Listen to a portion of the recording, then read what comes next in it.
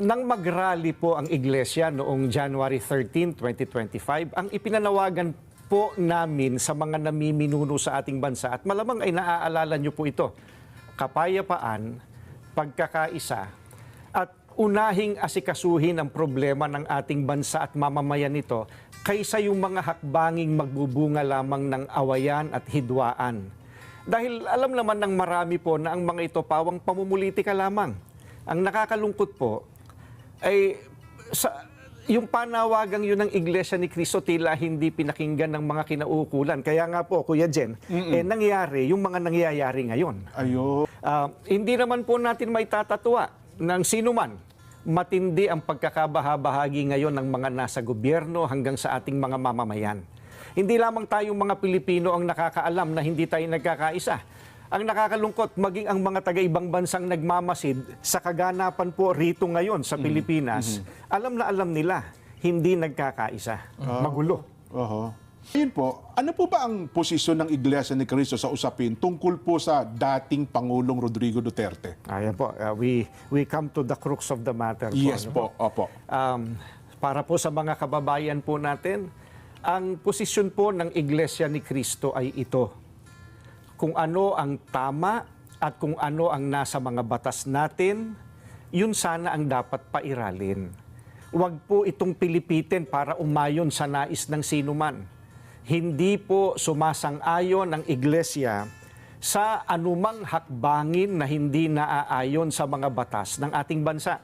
Sapagkat ang batas po ang salalayang nagpapanatili ng kaayusan sa ating bansa.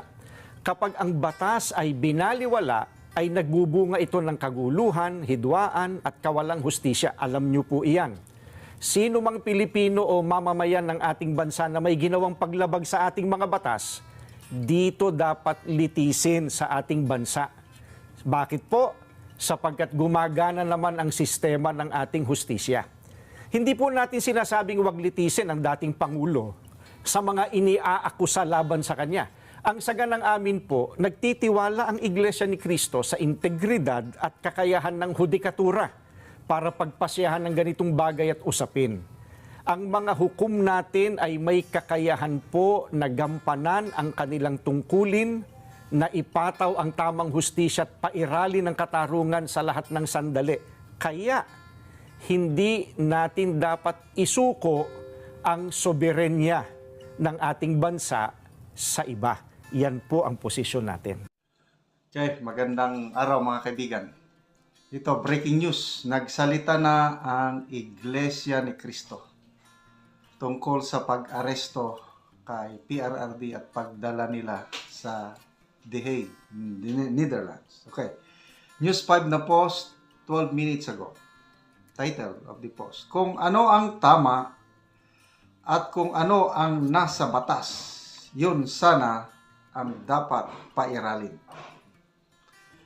Ito ang iginiit ni Brother Edwin Zabala, tagapagsalita ng Iglesia ni Cristo, kaugnay sa pag-aresto kay dating Pangulong Rodrigo Duterte at paglipat ng kanyang kustodiya sa International Criminal Court sa The Hague, Netherlands, si Duterte para harapin ang reklamong crimes against humanity sa ilalim ng war on drugs ng kanyang administrasyon.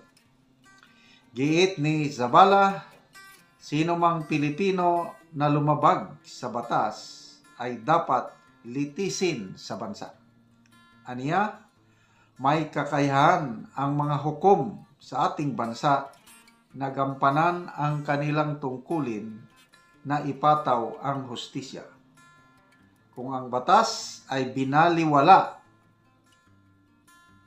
ay nagbubunga nito ng kaguluhan, hidwaan at kawalan hustisya. Aniya.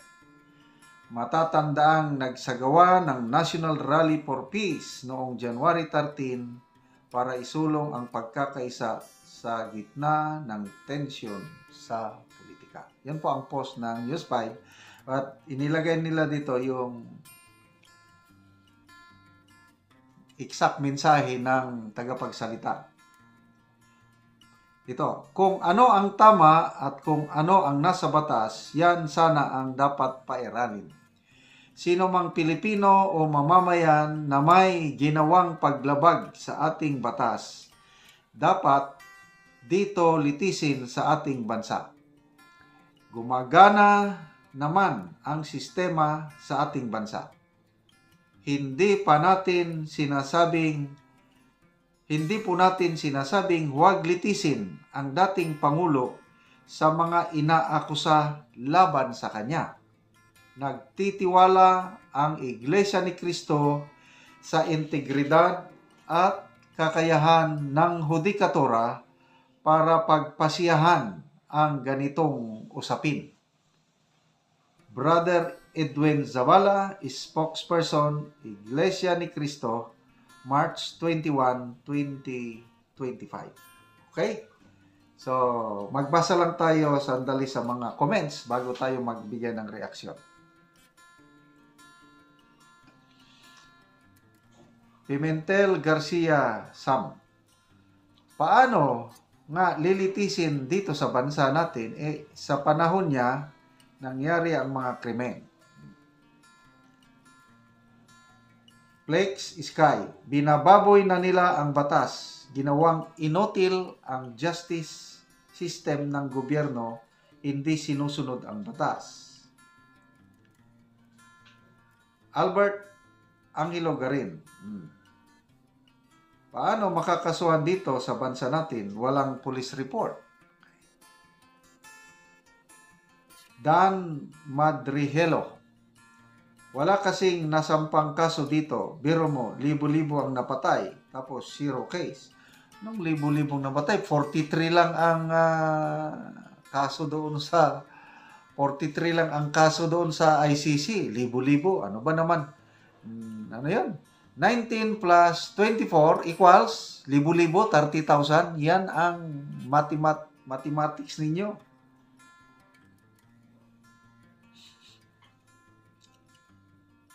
Aristeo, dito sa Pilipinas litisin para magamit ang mga sumusunod.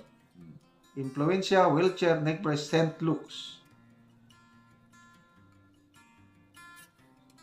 Ray Nick, kaya pala may 3 presidente na kung di napawalang sala, halos di naman umusad, karamihan ang kinaso sa kanila. Marcos Sr. Estrada, GMA. De La Salde Gomez. Tama naman ang sinabi ng iglesia, wala naman silang pinapanigan niyan. Kung susundin talaga ang tama, ang batas, di wala sanang di pagkakaunawaan. So, ang Jele Di Maapi, tama naman ang stand ng Iglesia ni Cristo. LG Jelly, paktay na INC versus Ngagba.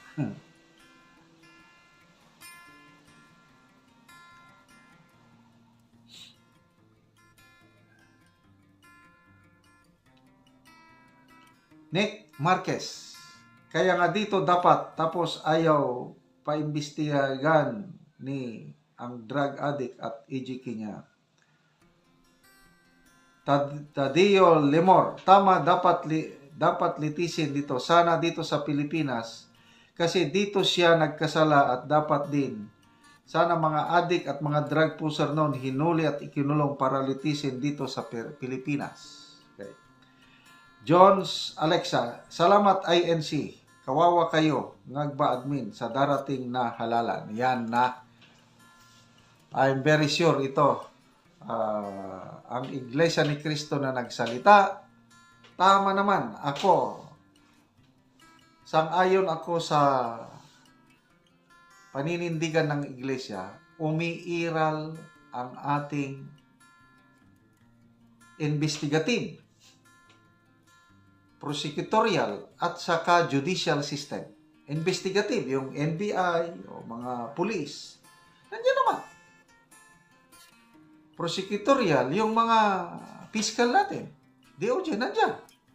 Judicial, mga korte natin, umiiral. Kaya nga, sabi ni Soljen Guevara is, functioning ang lahat. Bakit tayo mag-ano sa ICC.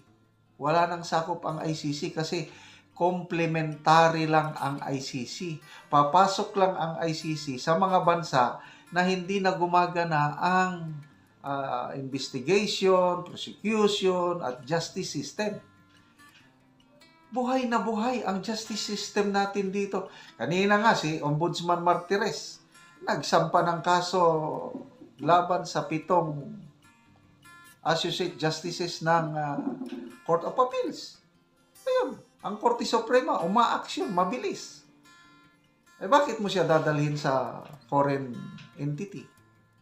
Kaya mabuhay ang Iglesia ni Cristo.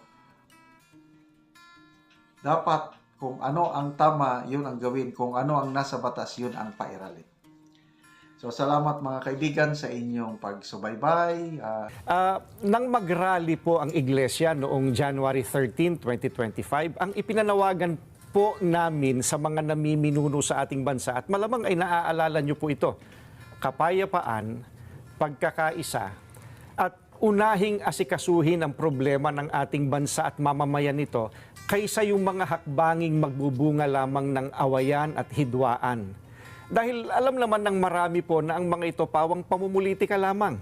Ang nakakalungkot po ay yung panawagang yun ng Iglesia ni Cristo tila hindi pinakinggan ng mga kinauukulan. Kaya nga po, Kuya Jen, nangyari yung mga nangyayari ngayon. Ayun. Hindi naman po natin may tatatwa ng sino man. Matindi ang pagkakabahabahagi ngayon ng mga nasa gobyerno hanggang sa ating mga mamamayan. Hindi lamang tayong mga Pilipino ang nakakaalam na hindi tayo nagkakaisa. Ang nakakalungkot, maging ang mga taga-ibang bansang nagmamasid sa kaganapan po rito ngayon sa Pilipinas, alam na alam nila, hindi nagkakaisa. Magulo. Ayun po, ano po ba ang posisyon ng Iglesia ni Cristo sa usapin tungkol po sa dating Pangulong Rodrigo Duterte? Ayan po, we come to the crux of the matter. Yes po, po, opo. Para po sa mga kababayan po natin, ang posisyon po ng Iglesia ni Cristo ay ito. Kung ano ang tama at kung ano ang nasa mga batas natin, yun sana ang dapat pairalin. Huwag po itong pilipitin para umayon sa nais ng sinuman. Hindi po sumasang-ayon ang Iglesia sa anumang hakbangin na hindi naaayon sa mga batas ng ating bansa. Sapagkat ang batas po ang salalayang nagpapanatili ng kaayusan sa ating bansa. Kapag ang batas ay binaliwala, ay nagbubunga ito ng kaguluhan, hidwaan at kawalang hustisya. Alam niyo po iyan. Sino mang Pilipino o mamamayan ng ating bansa na may ginawang paglabag sa ating mga batas, dito dapat litisin sa ating bansa. Bakit po? Sapagkat gumagana naman ang sistema ng ating hustisya. Hindi po natin sinasabing wag litisin ang dating Pangulo sa mga iniaakusa laban sa kanya. Ang saganang amin po, nagtitiwala ang Iglesia ni Cristo sa integridad at kakayahan ng hudikatura para pagpasyahan ng ganitong bagay at usapin. Ang mga hukom natin ay may kakayahan po na gampanan ang kanilang tungkulin, na ipataw ang tamang hustisya at pairali ng katarungan sa lahat ng sandali. Kaya, hindi natin dapat isuko ang soberenya ng ating bansa sa iba. Yan po ang posisyon natin.